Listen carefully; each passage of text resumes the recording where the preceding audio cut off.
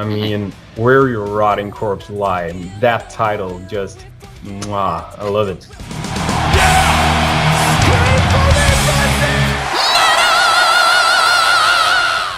Hey everyone, welcome to the channel. My name is Belgian Jasper. If this is your first time on the channel, hit that subscribe button right now. ELEINE is one of the rising stars in dark symphonic metal. They are releasing their new album Dancing in Hell right now. And to talk about the new album and everything that's going on with the band, I sat down with singer Madeleine and guitar player Rikard. You will not forget this moment in death. Here we stand against the gods of death. By your blood you'll drown. Madeleine and Rikard, thank you so much for your time today.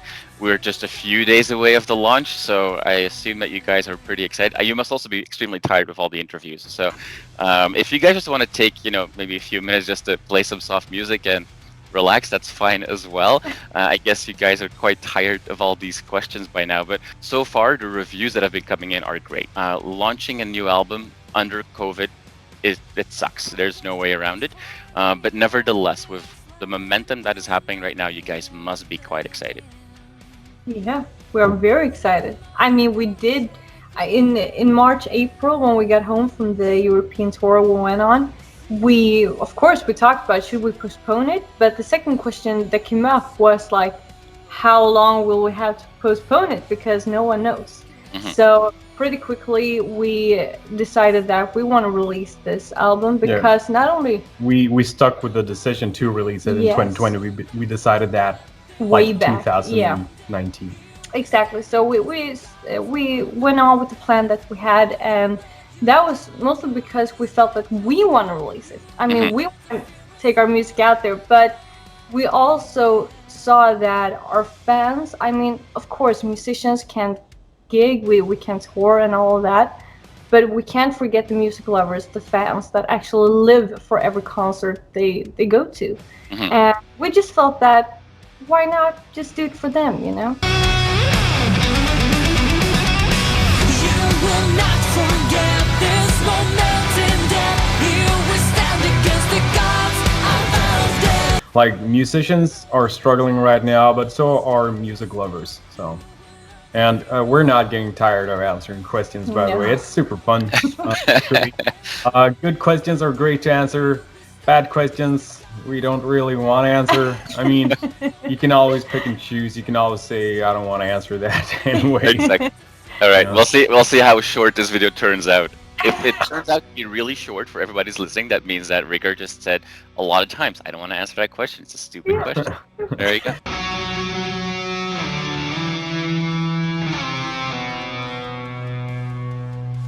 During the tour we had, where you actually see that there are less and less people because the restrictions got tighter and tighter, and then at last COVID caught up to us. It was really weird, actually. We played at a venue, then we went over to the next venue, then the previous venue had to shut down because of the pandemic, or the starting of the pandemic.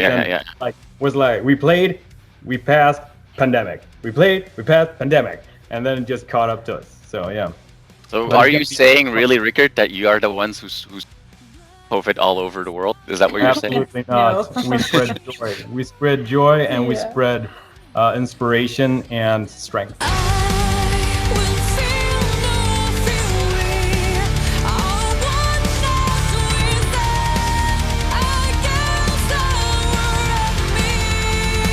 Not only to 2019, but 2017 was also a pretty big year for you guys. What was the highlight of that year? Going to play in Japan, or the fact that in Sweden, Ben & Jerry's fudge ice cream that was vegan came out? What was better for you? Japan. Every time. It was one of the best experiences of my life. You guys also started your own label in 2016, 2017. I forget. The Algoff label. Is that label still alive? And what are some of the big lessons that you've learned by running your own label? Ooh, I mean, it's the entire insight of actually having a label. I mean, everything from the promotion part, how extremely it's expensive, of course, and it's very, very necessary. That is the biggest thing that I really learned, that, I mean, you can never just release a CD and just there we go, and not do anything about it. Made it. Yeah, it's like, yeah, it's so that is something that I'm telling others. I do have these coaching lessons as well for other artists, that there's so much you need to learn and understand in the business, because even if you're an artist, you need to have this business mind as well to just be able to go through it all and make good decisions. So we did start Allgoth because we had a first label for the first album. We went separate ways, and we just felt like we didn't want to rush into something new. So we got this deal with Sound Pollution Distribution that they would distribute our album if we released it on our own label. And we felt like, yeah, why not? And I'm very glad that we did, because we still have the record label. We still have the 2 first albums on that record label. And we'll still always have that record label as well for the future if we want it. And I'm very proud and happy we did that. Yeah. I am.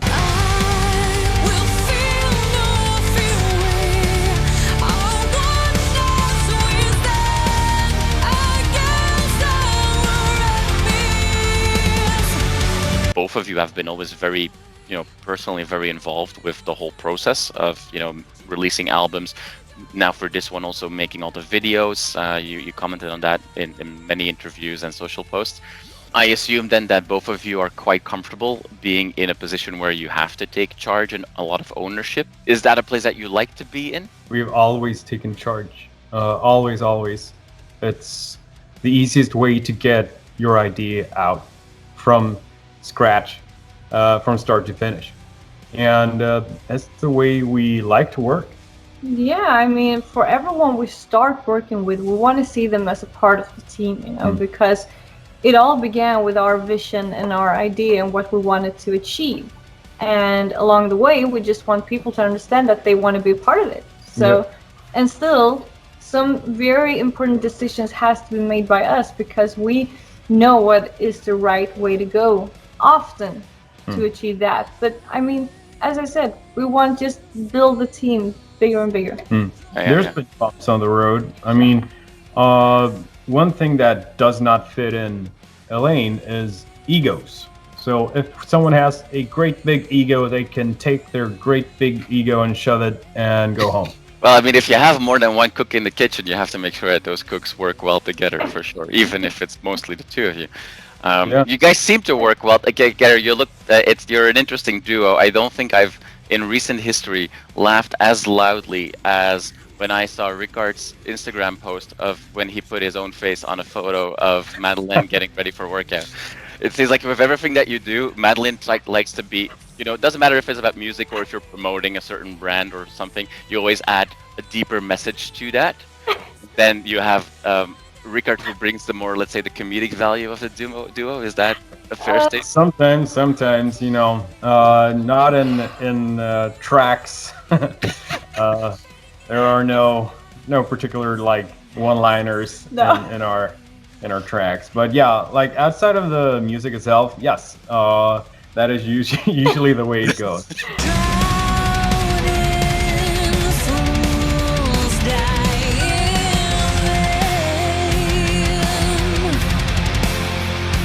She is hilarious, and I mean, being on tours is like, you always have good and bad days, even on tour. I mean, you can always have good gigs, but sometimes it's a little hard to wake up, But then it's just so beautiful to have someone like Rikard being hilarious and just being so positive, and makes us all just laugh out loud. Yeah, many times per day. It's quite important to be able to do that, to keep up morale, but also to when it comes down to it, you need to be like that, You need to be able to do.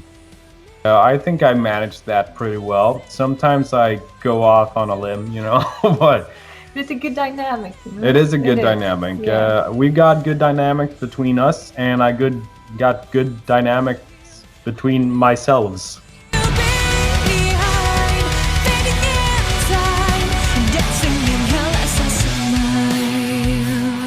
Could be maybe a little bit more on the comedic side, but not necessarily when it comes down to the music. And then I would say, especially for this album. So let's focus on the new album. From what I've heard of the new music, this definitely seems a lot darker. The music, the lyrics definitely seem a lot deeper. From what I've heard so far, dealing with, I'm gonna say, the abuse of trust and dealing with deep personal disappointment seem to be two themes that come up. Is that correct? Or what are the stories that you're trying to tell with the album? There's no right and wrong when interpreting a struggle, but sure, those two topics are very big. Yeah. That's very well done, man. Yeah. There are those that completely are off track when it comes to like really analyzing what we really mean. You know, we try to keep kind of vague as to people to they should be able to relate themselves. So it shouldn't be like spot on all the time, because then it just becomes boring.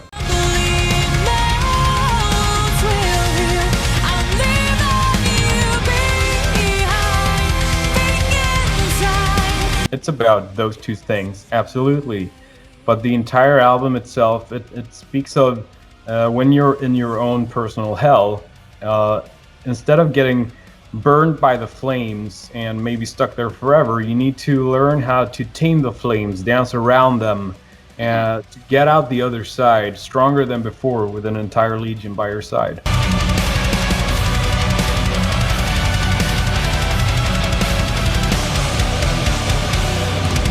There are definitely a few heavier songs than before on this album. You guys usually, I mean, it was noticeable that in most interviews, when people ask you like, oh, you know, what are your favorite bands and what are your influences, you guys usually pinpoint more extreme metal bands first. You also said that on another interview that Where Your Rotting Corpse Lie is almost a tribute to Dimmu Borgir. What's first of all, you know, where does, you know, the appreciation for that band come from? But also, is that something that we should expect more for ELEINE going down the road, where we can expect more and more of those extreme metal influences? It's not like a tribute towards Dimmu Borgir. It's just like in the sphere of Dimmu Borgir. That's the closest we can come to describing what the sound of that song is, besides ELEINE metal, of course. Dark symphonic metal. But yeah, it's I mean, that song is the ultimate track and song about deceit and retribution. I mean, Where Your Rotting Corpse Lie, that title just, mwah, I love it.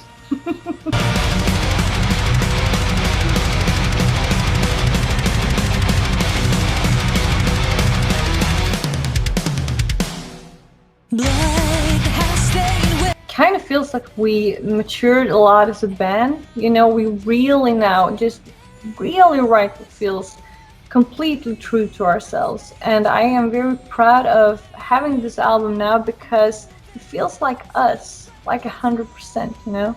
So yeah, I'm sure people can expect that and more. Okay.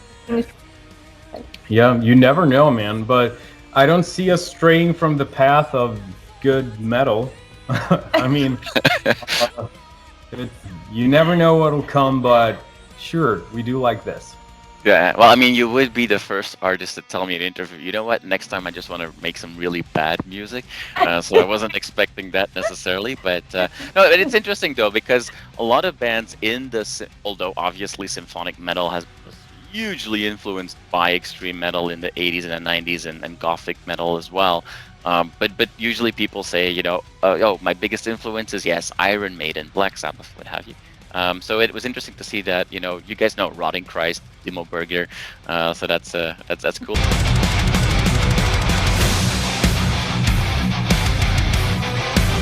I was speaking to the members of Ad Infinitum a couple of months ago, and they were saying like one of the coolest thing they thought about this whole new scene is that all the bands really get along very well, that there's a lot of respect between the bands, and that they were just very excited to be part of this, you know, renewed interest in female-fronted symphonic metal. Is that something that you guys see as well?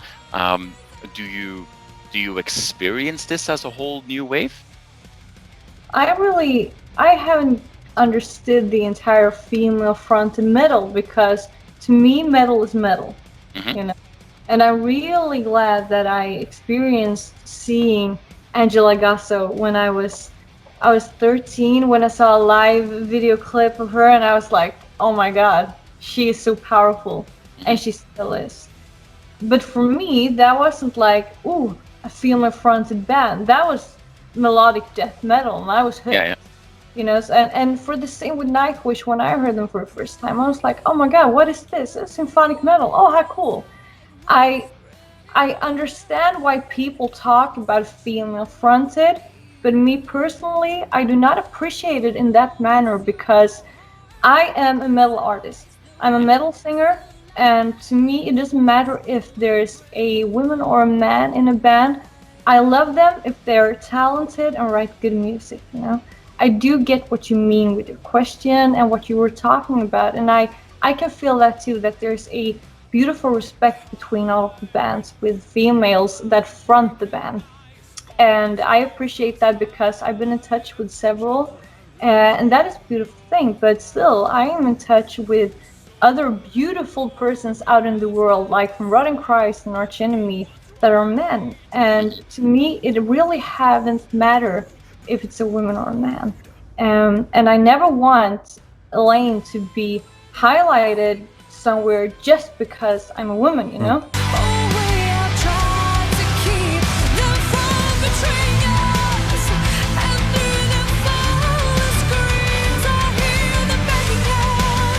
And then some people have said that, oh, but you're trying to look so good, you know, on pictures and blah, blah, blah. Who doesn't? Who doesn't? Yeah. Yeah, so does Rikard.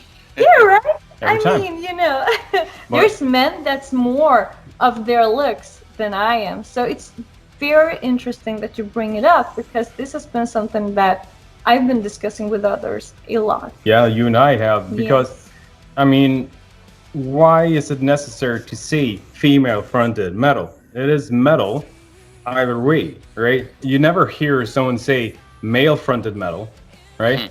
Why don't they say that then? It's as if someone wants to be warned, you know? Female-fronted metal. Fuck that, man. It's metal. It's symphonic metal. It's thrash metal. It's grunge metal. It's whatever. We're dark symphonic metal.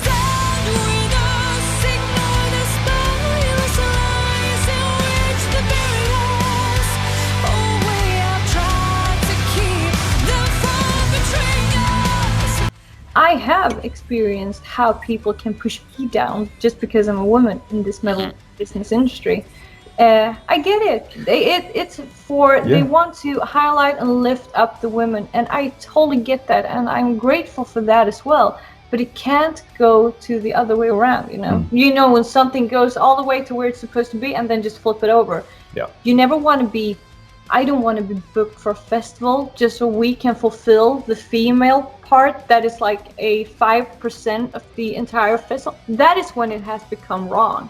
I want ELEINE to be remembered for our music, not because I happen to be a woman, you know. Yeah, either that or It's everyone difficult. should call it, like, if it's a female that fronts the band, they should say female-fronted metal, and if it's a male fronting the band, male-fronted metal. Then everyone will get tired of that and just say metal. Yeah. Yeah.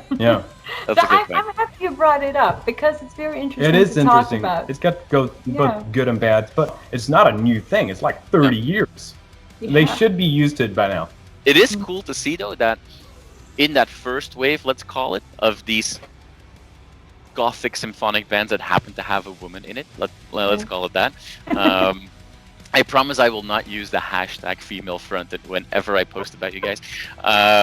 It is interesting that at that time, it was very, very centered in the Netherlands and then also in Finland.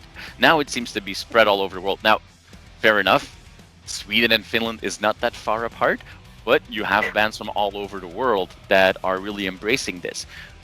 That's a cool evolution, regardless of how people label it, though. Yeah, of course, and we talked about it just the other day, that if we're looking into Sweden in particular, there's a lot of metal bands that has been from here. But we were talking about, what are these symphonic metal bands like us? I do know Therion. I know they're legends. Yeah. And Well, yours. Yeah. But yeah, but who else? Strokes my skin as I smile. I'll do a complete U-turn or 180-degree turn. Shoot. It's people are starting to get ready for the holidays here in North America. Our friends in the South, in the United States, they're all getting ready for Thanksgiving this week, and then after that, it's the road to Christmas is coming soon. You guys released some hilarious photos 2 years ago when you guys were wearing Amon Amarth Christmas sweaters that were phenomenal.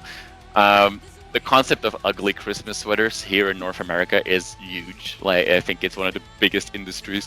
As far as I know, but maybe I'm wrong, as far as I know, there's never been an ELEINE Christmas sweater.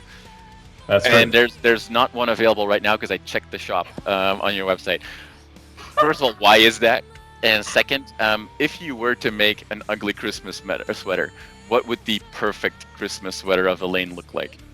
Oh my god. Well, we haven't one right now, so we can't tell you what the perfect one is. But No, I do How have. How to I change from going from, female empowerment to ugly Christmas sweaters to that's a great segue. Great. segue. We simply haven't none yet because if you can make it two ways. You can have this classic. What is it called? It's knitted. Knitted. Yeah, and that is very Or expensive, crocheted. and I really want to find some in good quality. All merchandise is always about good quality, and that is very important to me because I can't stand disgusting fabric when I touch it. Not smelly, but The feeling when you touch it. disgusting fabric. Yeah. Well, I am actually looking into it. So if any out there have any good tips for me, who I should be in touch with about this, I would happily receive the contact. But yeah, we're getting there. I do have ideas, and I hope that we can make it become reality someday. Yeah. It would be fun. What would Like- you like to see? I mean, Face? I think that superimposed picture of Rikard on you in any situation is probably a good start. That's I hear you. That's nightmare fuel, man. Yeah. I hear it. With a Christmas hat on, obviously, but Obviously, yeah. Memoriam, always on to remember us. Fighting with the lines and still you bury us. are there lines you would not cross when it comes to merchandising, or can anything go? Nothing cheap that breaks. It has to have a certain amount of quality to it, and we think that it's great that Iron Maiden, Kiss, Behemoth, and bands like that have that widespread merchandise. That is actually something we're aiming for too. But it has to have that certain level of quality before we release it out to our fans. We actually test a lot of our stuff a couple of weeks before we even take it out there for people to buy. Like the t-shirts, we have this brand that is like organic cotton. It's very, very high quality, but we're keeping the price low because we want people to be able to afford good quality clothing from a band. We're not making a big profit of it. It's just like so we can buy new ones, But that is the main thought, that people can have our merch for years and years and years to come.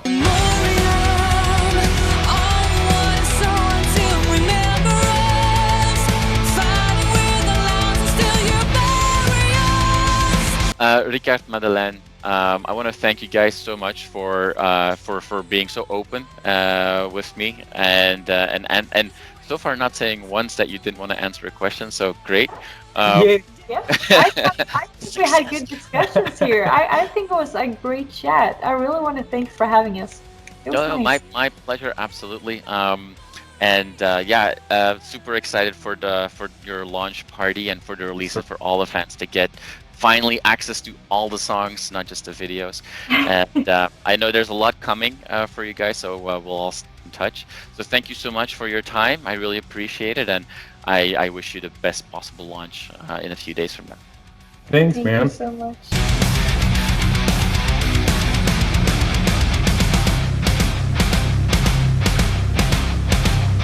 Alright, so if you like that video, click right here to see more content like it and subscribe to the channel.